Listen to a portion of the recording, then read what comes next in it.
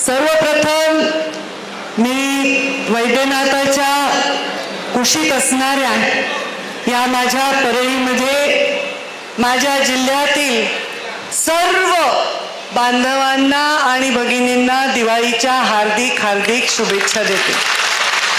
हा कार्यक्रम दिवाळीच्या स्नेह मिलनाचा कार्यक्रम आहे, पण हा कार्यक्रम अराजकीय नाही.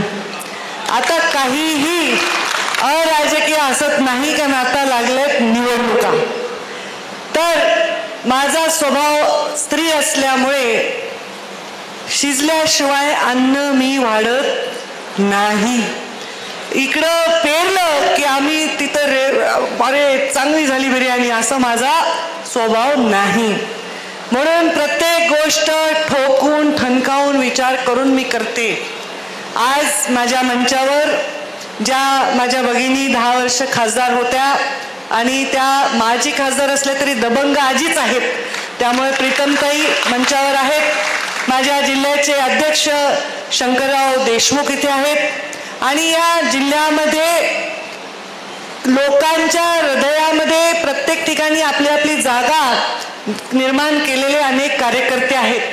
भाषण करताना बदामराव पंडित साहेबांनी भाषण केलं, आमच्या बाळराजेंनी भाषण केलं, आमच्या निर्मळ तात्यांनी भाषण केलं आणि आमचेच ज्येष्ठ मार्गदर्शक केशव दादांनी केलं.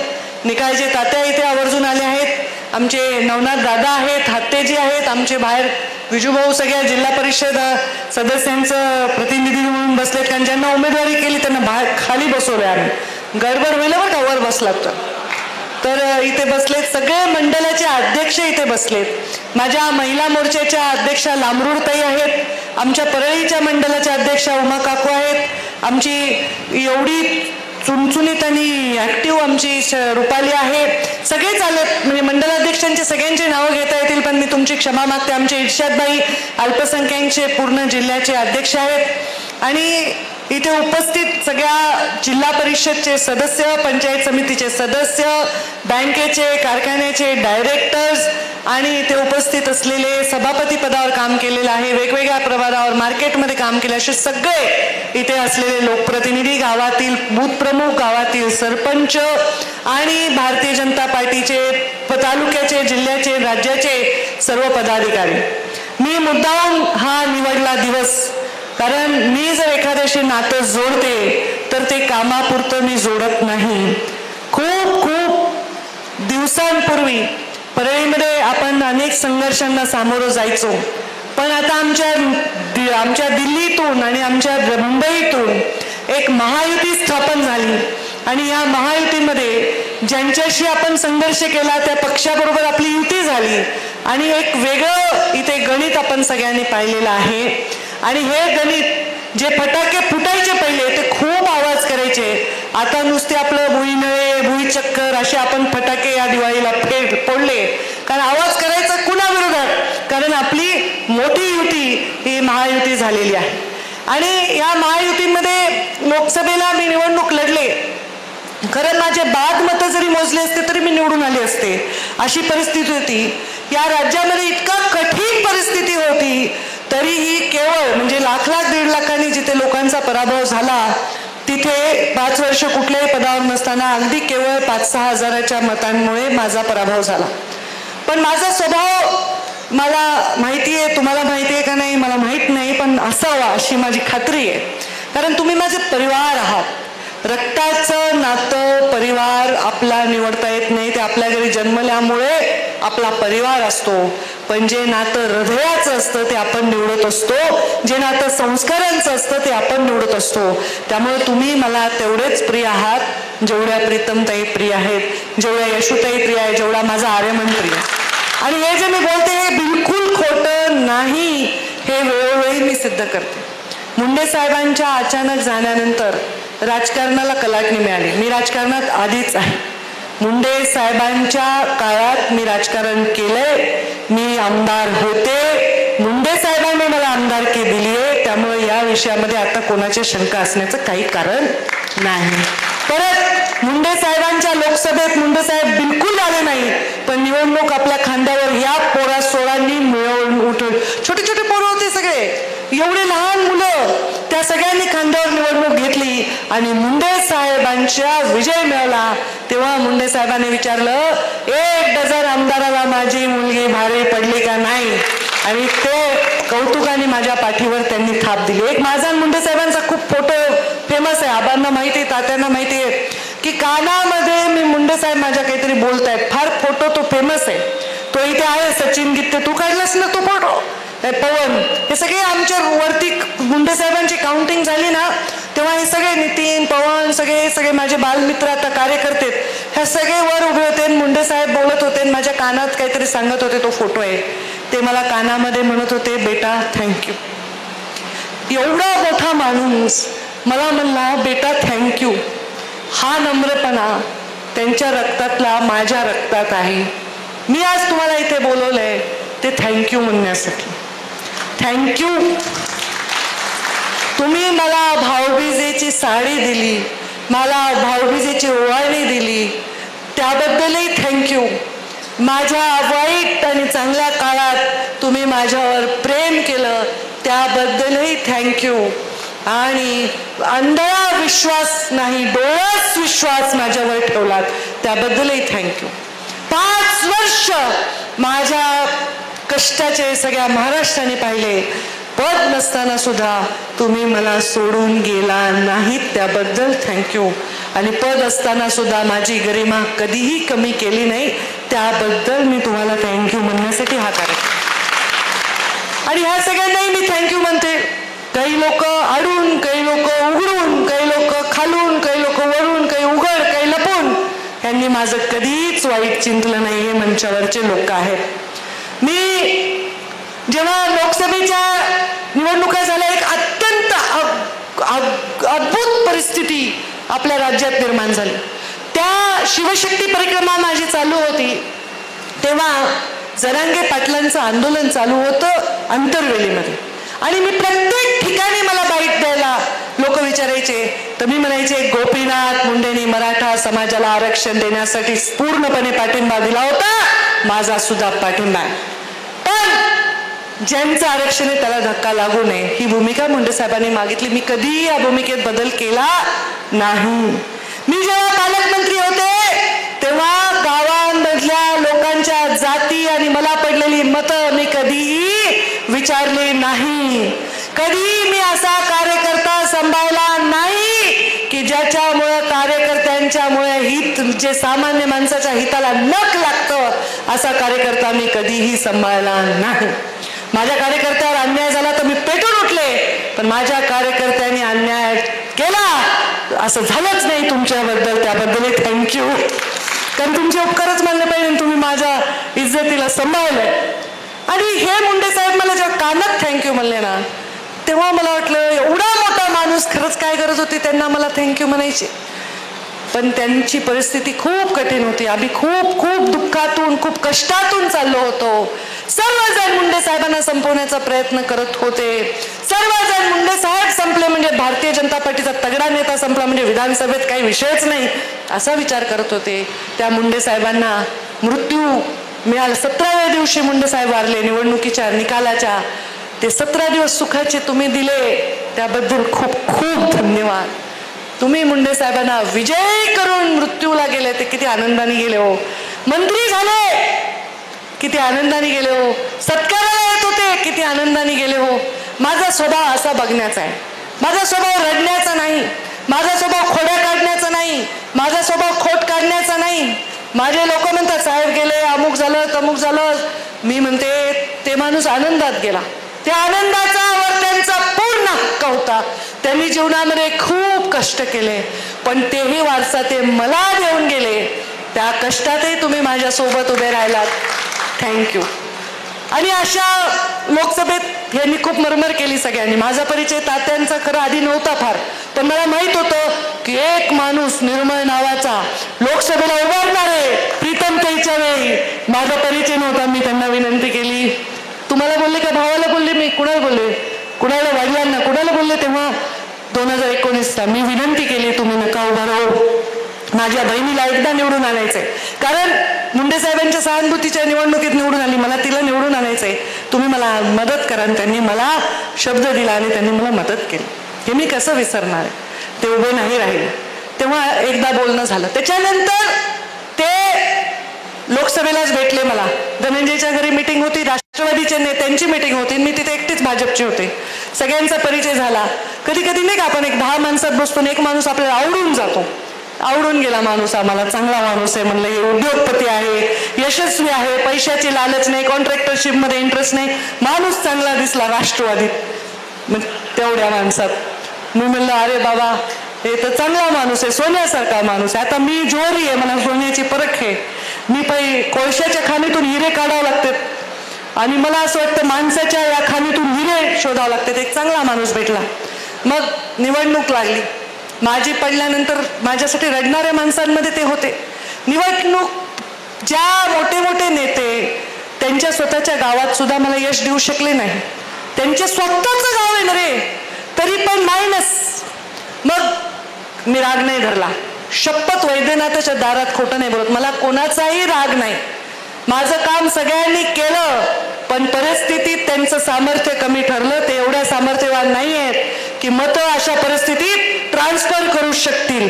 ते सामर्थ्य आमच्यामध्ये आहे, मुंडे साहेबांच्या पुण्याने. मला त्यांचा रागच नाही आला, कधीच नाही आला. मी कुणावर रागवले नाही. मला पराभवाचा राग आला नाही, मला वाईट वाटलं नाही. वाईट वाटलं जेव्हा आत्महत्या केल्या त्या लेकरांनी, की पंकजाताई हारल्या, तेव्हा जीवाला एवढं लागलं की म्हणलं आता हारायचंच नाही, ह्याच्या पुढे आता मरायचं पण हारायचं नाही, असं मी ठरवलं. नाही, कारण मी हारले तर लोक मरतात. एवढं प्रेम, मरू नका, पण त्याच्याबद्दलही थँक्यूच, खूप थँक्यू. किती बळ आलं हारलेल्या मनाला. मी काही घरात बसले नाही, लाचार झाले नाही, काही नाही. मी म्हणलं, पक्षाने मला सांगितलं पंकजा विधानसभा में तुम्हें घूमना होगा. दिल्लीच्या नेत्यांनी सांगितलं मला, संघाच्या लोकांनी सांगितलं पंकजा ताई विधानसभेत सगळीकडे फिरावं लागेल. मी पडलो जरी, माझा मतदारसंघ हारला, माझ्या सख्या बहिणीचं जरी तिकीट काढून मला दिलं, ते सगळं बाजूला ठेवलं आणि गोपीनाथ मुंडेंचा पक्ष आहे हा सत्ते बाहेर जाता कामा नाही. हा पाहुणेनी गावोगावी फिरले, कष्ट केलं, पूर्ण राज्यात प्रचार केला. मला जेवढ्या जागा दिल्या होत्या अंदाजा की इकडे तुम्हाला लक्ष द्यायचं, त्यात फक्त बीड थोडक्यात हरली, बाकी सगळ्या ठिकाणी आपल्याला विजय मिळाला. आणि मला त्याचं काही वाटलं नाही की लोकसभेचा पराभव त्याच्यात गेला. मला काय माहित होतं मला मिळेल, आमदारकी मिळाली, बक्षीस दिलं. पक्षाने माझी खूप परीक्षा पाहिली, पण या परीक्षेमध्ये मला बक्षीस नाही, मला पारितोषिक दिलं, मला मेरिटचा विद्यार्थी म्हणून स्टॅम्प केला. नुसते एकमेव विधान परिषदेचे आमदार आहे जे मंत्रिमंडळात आज आहे, हे माझ्यासाठी खूप मोठं मोलाचं काम. मी कुणाला हे म्हणलं तर खोटंही वाटेल लोकांना की मला ह्या गोष्टींचा लोभ नाही आहे. मंत्रीपद हे तुमच्या कामासाठी मला पाहिजे, माझ्यासाठी नाही. माझ्या घराचा मजला सुद्धा मी वाढवत नाही. माझं जे काय उद्योग आहे, धंदा आहे, ते इज्जतीने करते, म्हणजे कुणाच्या टक्क्यात नाही, भानगडीत नाही, लफड्यात नाही. मला ते जमत नाही आणि त्यामुळे मी करते. मग इलेक्शन झाल्यावर विधानसभा लागली. विधानसभेमध्ये पक्षाने काही निर्णय घेतले आणि आमचे तेव्हा आमदार, आमचं चांगलं 10 वर्ष चांगला संसार होता लक्ष्मण अण्णांचा, काही आमचं भांडण नव्हतं. आणि त्यांनी त्या आरक्षणाच्या परिस्थितीमध्ये वेगळ्या भूमिका घेतल्यामुळे बादला बदल झाली. मग ह्या सगळ्यांनी विधानसभेमध्ये वेगळ्या वेगळ्या निवडणुका लढल्या. तात्या मला भेटले. तात्या मी काय म्हणले, मी युतीचा धर्म पाळणार. तात्या तुम्हाला आशीर्वाद, तुम्हाला प्रेम, तुम्हाला शुभेच्छा, मी युतीचा धर्म पाळणार. ते आमचे पण उभे होते, त्यांनाही म्हणलं मी युतीचा, मी कुणालाही उभं केलं नाहीये. दोंडे साहेब म्हणले, बोलले, मी म्हणलं नाही, मी युती धर्म पाळणार. ही परिस्थिती आहे, कारण मी डायरेक्ट काही पक्षाच्या विरोधात करणार नाही, कारण मला आता पक्षाचं सत्ता आणायची, एक आमदार आणायचं आहे. आणि त्या बिचाऱ्यांनी पण काही माझ्याकडून चुकीच्या अपेक्षा केल्या नाही. मग पक्षाचं ठरलं 3 पक्षांचं की बाबा ज्यांनी अपक्ष उमेदवार घेतल्यात त्यांना पक्षात स्थान द्यायचं नाही. पण आता सुरू झालं राज्यात, अपक्ष ज्यांनी उमेदवारी घेतल्या त्यांना वेगवेगळ्या ठिकाणी पक्षात घेतलं गेलं. मग आता आपण पण नियम नाही तोडायचा, पण दुसऱ्यांनी नियम बदलला की आपणही मग कसं सोडायचं. मग आपण काही इथं काही गोटे खेळायला बसलो का, काही गंमत करायला बसलो, आपणही राजकारणच करायला. म्हणलं चला आपण, हे मी कुणाला बोलायला नाही हो मीडियावाल्यांना, मी आपल्या लोकांशी बोला. उगत तिकडं सनसनी पंकजा मुंडे कुणाला बोलल्या. पंकजा मुंडे कुणाला बोलत नाहीत, ज्याला बोलायचं त्याला नाव घेऊनच बोलतात, काही घाबरत नाही.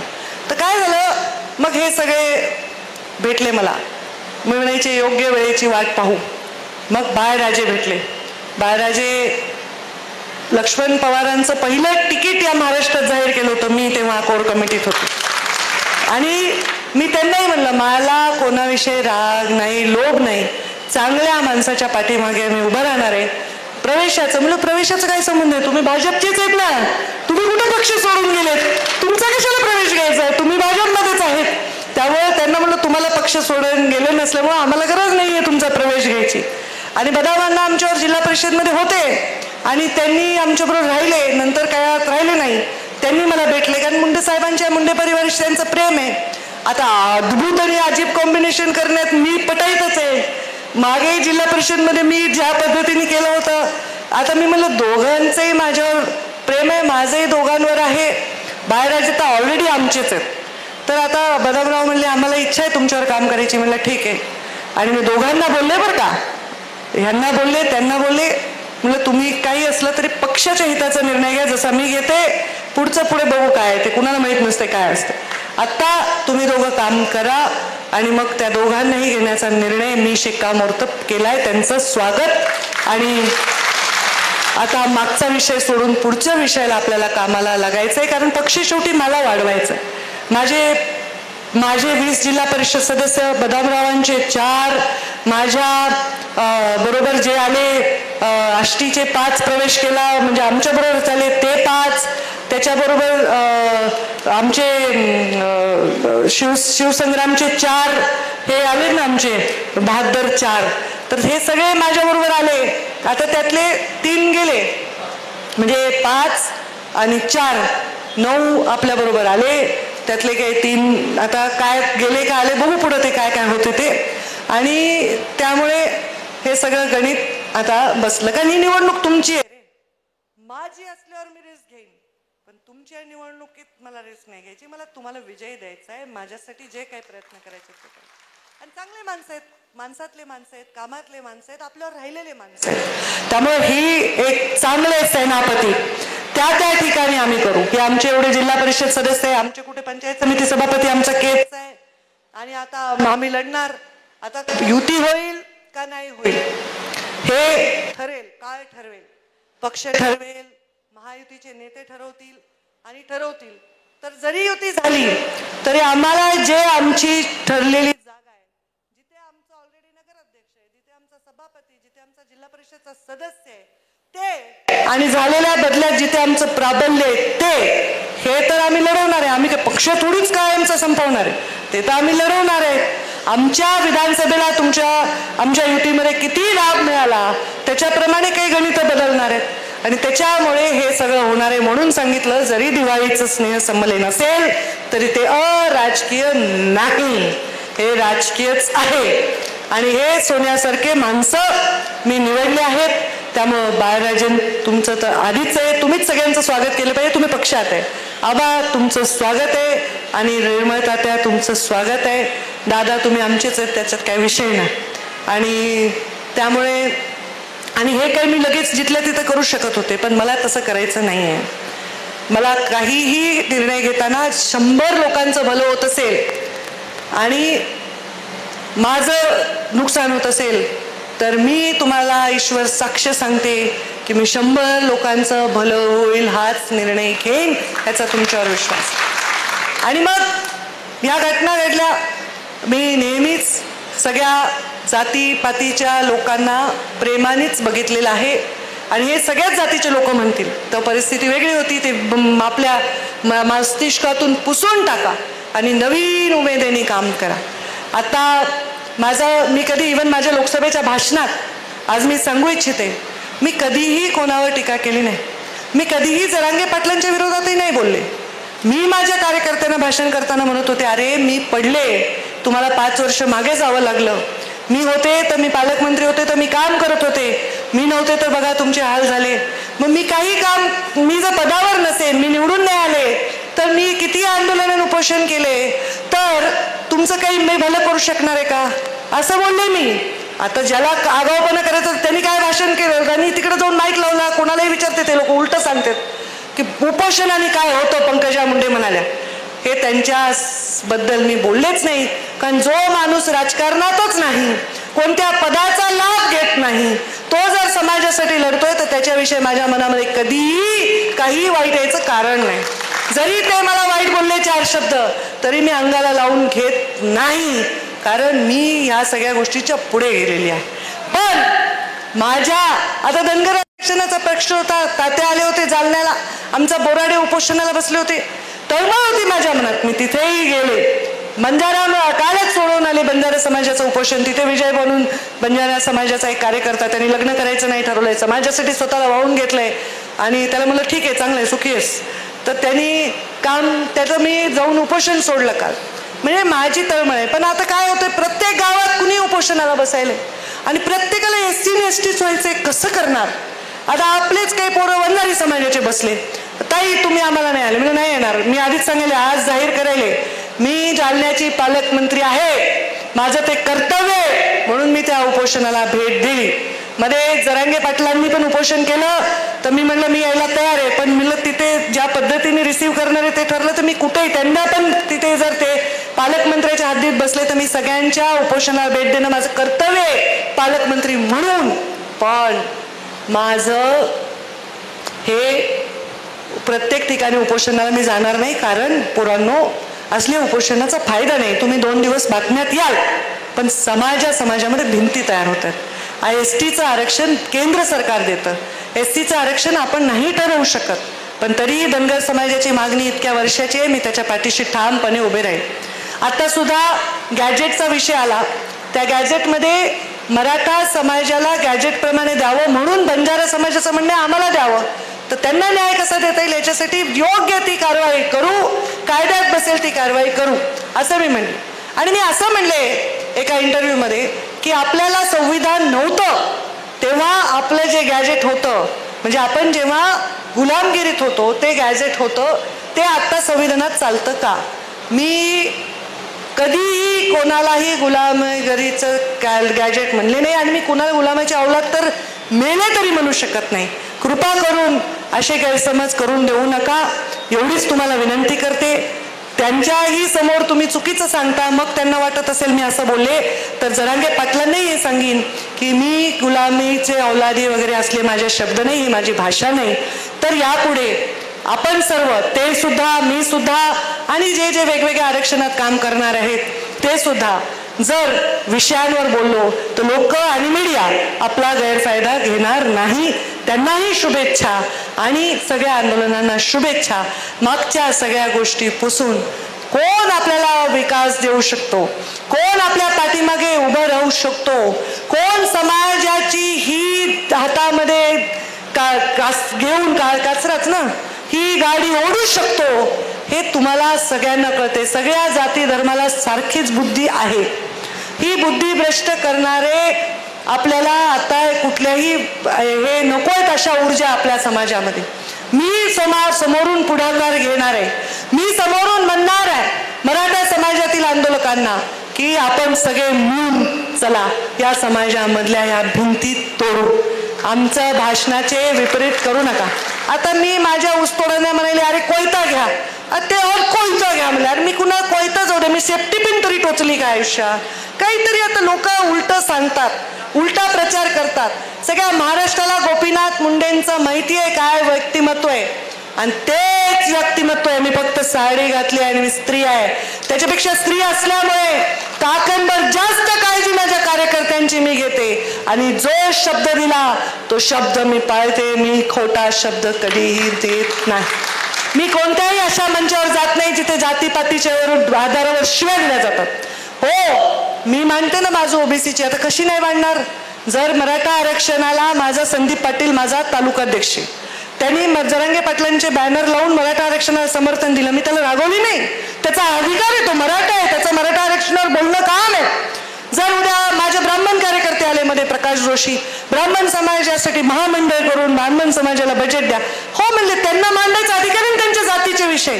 आता तात्या उद्या धनगर आरक्षणाला पाठिंबा देणार तर मी हो म्हणेन ना, पण मी सगळंच करू शकेन का? कायद्याच्या चौकटीच्या बाहेर जाऊ शकेन का? नाही. माझ्या कार्यकर्त्याला त्याच्या समाजाच्या भूमिका घ्यायला बंदी नाही, सगळ्यांना आहे संधी.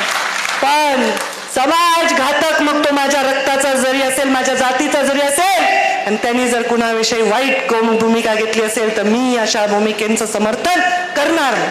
फक्त बोलायची मला सवय नाही. तू जा रे, तू ये रे, तू कर रे, माझा स्वभाव नाही. यांनी पण सगळ्यांनी लक्षात घ्यावं. मला भेटायला आले 2 मिनिटात मला तेवढंच कळतं, 20 मिनिटात मला तेवढंच कळतं. मी ग्रामीण विकास मंत्री असताना 5-5 हजार फाईल सही करायच्या आठवड्यात. मला जर कागद तुम्ही दिला आणि तुम्हाला वाटतं ताईंनी वाचलं नाही, सरकवत राहते 10 वेळा, एका सेकंदात ते वाचते. आता काय बुद्धी, देवाची कृपा आहे, तुमच्यासाठी जास्त कामं करते. रोज जनता दरबार असतो, रोज 400 ते 500 लोक माझ्या घरी येतात. कशावरून कळतंय मला? दुधावरून. सगळे तर चहा पित नसतील ना, किंवा काही डबल पित असतील, तर किमान ते अंदाज घेऊन सांगते 400 लोकांना मी रोज भेटते. त्यामुळे मी इथे आले का, त्याच्या साखरपुड्याला आले का, परत मला ओरडतील माझे सल्लागार, माझे मित्र, की असं म्हणू नका आणि तसं म्हणू नका. मी असंच म्हणणार आहे, तुमच्या सुखाला नाही आले तर दुःखात तुमच्या आहे, तुमच्या चांगल्याला नाही आले तर तुमच्या संघर्षात आहे. शेख मुंडे साहेब जेव्हा होते ना, लोक काय म्हणायचे, साहेब तुम्ही येऊ नका हो, आम्ही सांभाळतो. त्यांना मोठेपणा वाटायचा की आम्ही साहेबांचा वेळ वाचवला. आता तुमचं काय झालंय, डोळा जेवणाला पण ताई या मुलाच्या पहिल्या वाढदिवसाला नाही येणार, येऊ शकत नाही. आता मी आज इथं 3 दिवस राहण्यासाठी आले. फोन आला, अमित शहा यायलेत उद्या, आमच्या भाजपचं भूमिपूजन सोहळा आहे. आता मला सांगा कसं मी थांबू इथे, का थांबते मग पुन्हा माझ्या नावावर आता नेत्यालाही तोंड दाखवावं लागेल का नाही? बरं, मी अशाच ठिकाणी असते जिथं तुम्हाला मला पोचता येते. मी काही गुपित ठिकाणी जात नाही. मग लोक ताई काय करतात, आहेत काही शहाणे, सोशल मीडियावर लिहितात, पंकजा ताई मुंडे कुणाला भेटतात का, धाब्यावरच्या पोरांचे फोन उचलतात का? नाही उचलत धाब्यावरचे फोन. कशाला उचलायचे धाब्याचे फोन? दारू पाजवायची लोकांना. बनवत असलो आमच्या फॅक्टरी तरी पाजवण्याचं माझं काही समर्थन नाहीये. ते वेगळे माणसं आहेत, त्यांना पचती, आपल्याला पचत नाही. कशाला प्यायची दारू? माझे कार्यकर्ते व्यसनी, वाईट स्वभावाचे नाहीत हो श्रीराम भाऊ.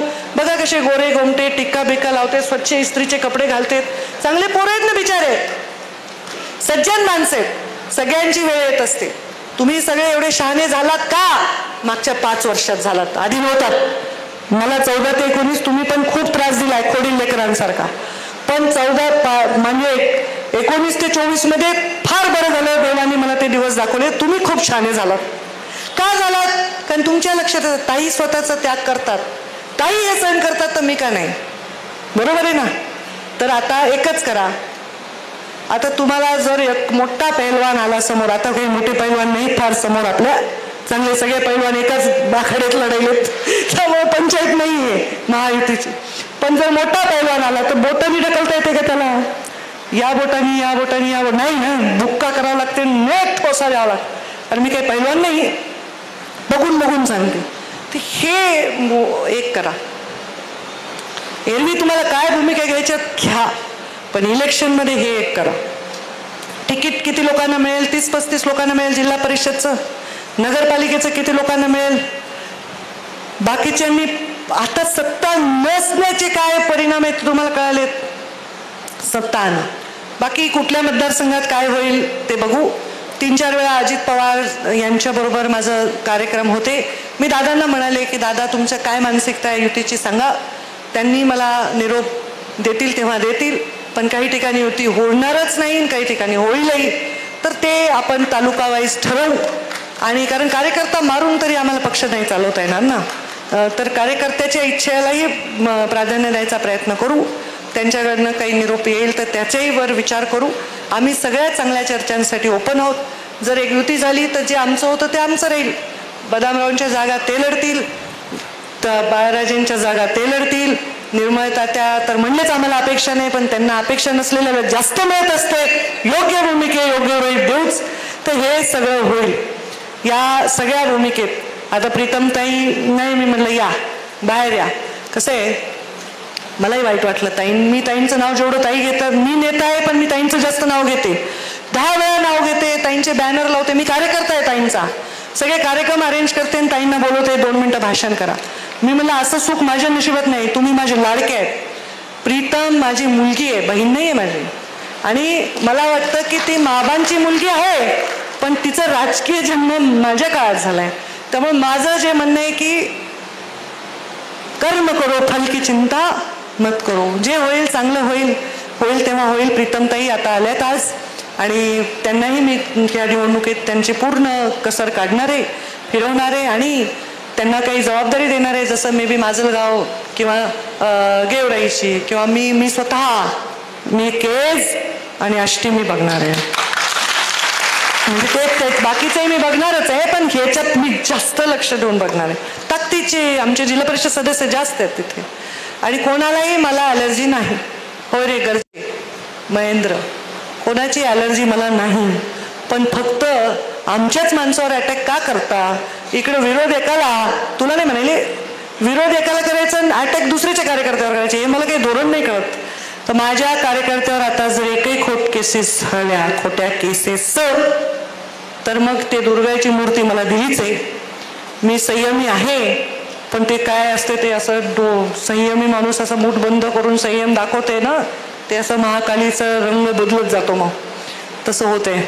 आता हे मला कार्यकर्ते म्हणले, संतोष विजयकुमार चेहरे पडलेत तुमचे, काय आरक्षण पडलं महिला. हा आणि तो विजय म्हणलं, आता मला म्हणले मीला जा एक चांगली ब्रँडेड पर्स आणा जाऊन. आता बायकोचे पर्स घेऊन जिल्हा परिषदच्या बाहेर उभा लागते एकेकाला. हो म्हणजे बायको सगळ्यांच्या बायकांना उमेदवारी असा अर्थ लगेच लावताल पुन्हा मांडताल. मी गंमत सांगायला होते की हे म्हणले ताई तुमच्याच मनात असणार आहे म्हणले आमचं आरक्षण. असं पण म्हणजे महत्वाचे जे लढणारे ताकदवर कार्यकर्ते होते ते सगळे महिला झाले.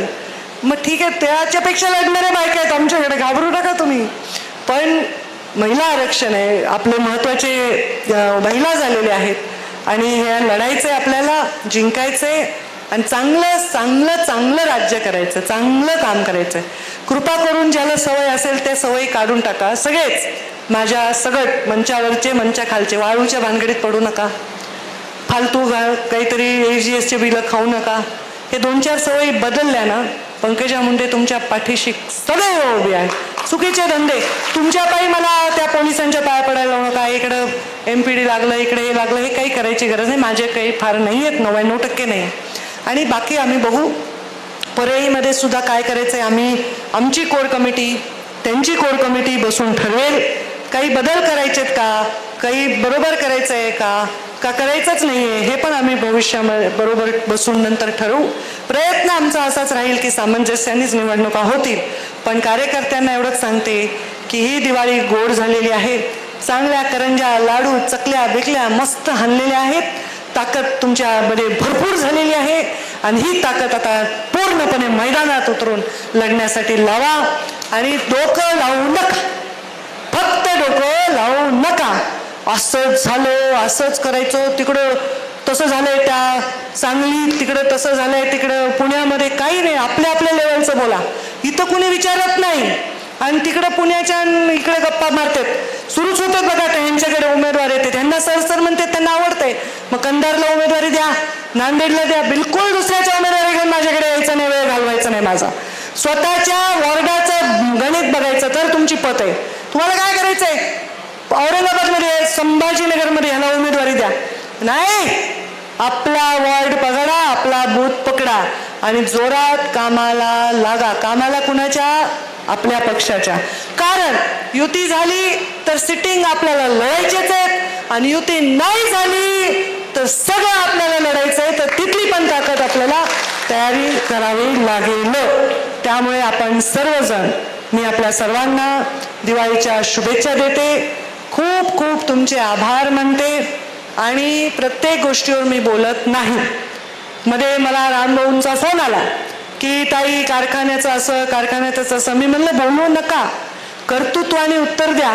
गंजून गेलेत लोकांचे कारखाने, कुलूप सुद्धा गळून गेलेत गंजून, तिथं पार्टी गंजून गेली, ते कोणी बघना. आणि मी म्हणे गोपीनाथ मुंडेचा आत्मा विकलाय रे, आणि चिल्लर पोळं लिहितात. मी गोपीनाथ मुंडेचा आत्मा माझा आहे का, मी गोपीनाथ मुंडेंचा वारसा आहे. तो आत्मा जर तुमचा जीव वाचवण्यासाठी विकावा लागला तर तेही विकीन, पण मी ते विकला नाही. तो तुम्हाला माहिती आहे, मला पैसे नाही मिळाले, जगातल्या सगळ्या कारखान्याला पैसे मिळाले, मला मिळाले. त्यांच्या गौराईत मिळाले पैसे, बरोबर आहे. आंबेजोगाईला मिळाले, रमेश आडसकरांच्या, मला नाही मिळाले ना. तुम्ही सगळ्यांनी बातम्या पाहिल्या ना. आता जर तुमची बँक आहे आणि माझं तुमच्याकडे काही गहाण आहे आणि मी काही पैसे भरू शकत नाही, वसुली करायची, तुम्ही काय करता? साहेबांचं ते अपत्य होतं, हो अपत्य होतं.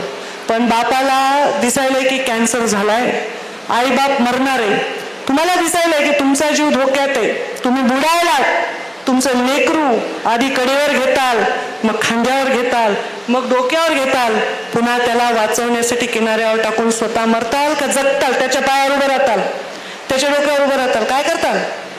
लेकरू जगवताल ना. मी माझ्या बापाचं चौथं अपत्य जगवलंय. यावर्षी वैद्यनाथ कारखाना 10 लाख टन गाळप करणार आहे आणि तुमचाच ऊस जाणार आहे. कुणाकुणाचा ऊस आहे? हात वर करा बरं. बघा, आता जर तो कारखाना मी गंजूस दिला असता, कुलूपच लावून ठेवला असता आणि मला जर सरकारने पैसे दिले असते तरी वाचला असता ना. पण तो जर कारखाना वाचू शकले नाही मी, तर तुम्हाला वाचवलं ना. का आपला इगो वाचवायचा प्रयत्न करायला पाहिजे. काही अनैतिक इलिगल मी कधी करतही नाही आणि काही नाही. इथे मोठ्या प्रमाणात शेतकऱ्यांचा ऊस जातो. आता नागापूरमध्ये ऊस आहे, पोळपिंपरीमध्ये ऊस आहे. कोणाचा ऊस आहे?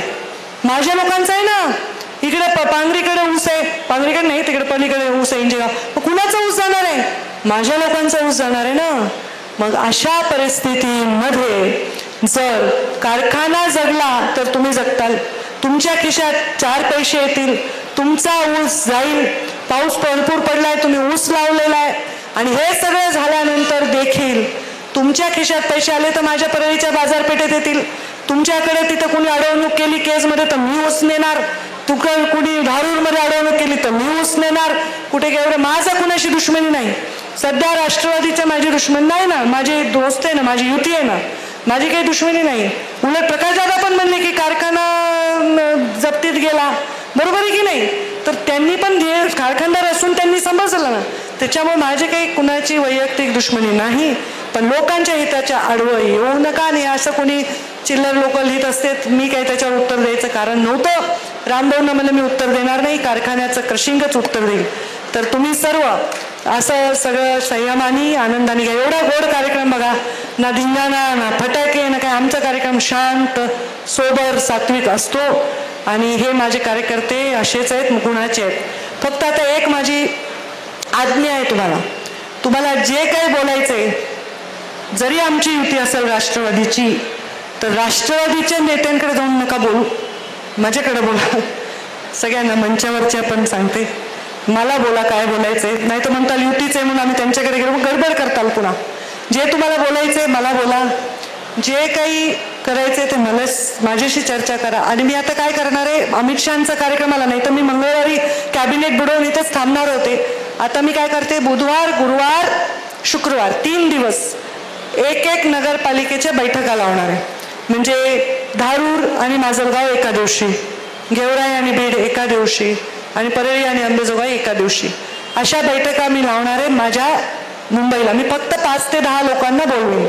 तुम्ही सगळे मंडळ अध्यक्ष नवीन झाला आहात, प्रत्येक वेळी आम्हाला इथं निमंत्रण नाही, अरे अक्षय मंडळ आपलं स्वागत आहे, आम्हाला इथे निमंत्रण नाही, तुम्हाला इथे निमंत्रण नाही, असं काही करू नका. कारण अजून तुम्ही निर्णय प्रक्रियेत यायला वेळ लागेल, अनुभवाला वेळ लागेल.